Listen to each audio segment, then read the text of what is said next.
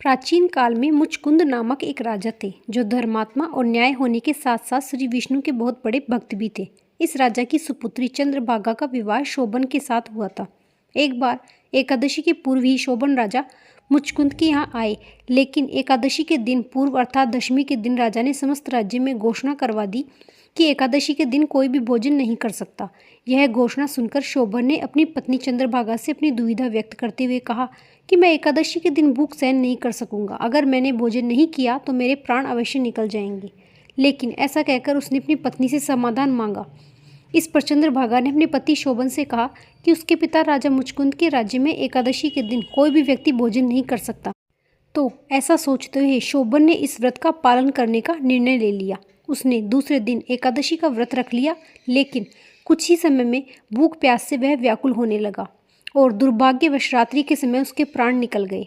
चंद्रभागा अपने पति की मृत्यु के पश्चात अपने पिता राजा मुचकुंद के घर में ही उनके साथ रहने लगी और दूसरी तरफ रमा एकादशी के व्रत के प्रभाव से शोभन को हर प्रकार की धन संपत्ति और ऐश्वर्य से युक्त देवताओं के समान एक राज्य प्राप्त हुआ।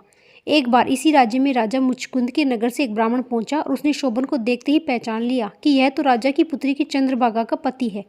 वही शोभन ने भी उसे ब्राह्मण को पहचान और अपने आसन से उठकर उनकी तरफ जाने लगा। ब्राह्मण ने उसे बताया कि राजा और आपकी पत्नी कुशल पूर्वक रह रहे हैं, लेकिन कृपया आप मुझे बताएं कि ऐसा सुंदर और दुर्लभ नगर आपको प्राप्त कैसे हुआ। तब शोभन ने उसे बताया कि कार्तिक कृष्ण एकादशी के प्रभाव से उससे यह राज्य प्राप्त हुआ है, लेकिन क्योंकि उसने यह व्रत श्रद्धापूर्वक नहीं किया था तो उसका राज्य अस्थिर है। राजा मुचकुंद के नगर वापस लौटकर उस ब्राह्मण ने सारा वृत्तांत राजा और चंद्रभागा को बतलाया। अपने पति के दर्शन की तीव्र उत्कंठा के कारण चंद्रभागा ने उसके राज्य जाकर उसे स्थिर बनाने की इच्छा प्राप्त की। ब्राह्मण के साथ वह वामदेव ऋषि के आश्रम गई और वहां पर मन के प्रभाव से उसका शरीर एकदम दिव्य हो गया। इसके बाद बड़ी प्रसन्नता से वह अपने पति के साथ गई और एकादशी व्रत का सारा पुण्य उसे अर्पित कर दिया। अपने पति के साथ आनंद पूर्वक रहने लगी।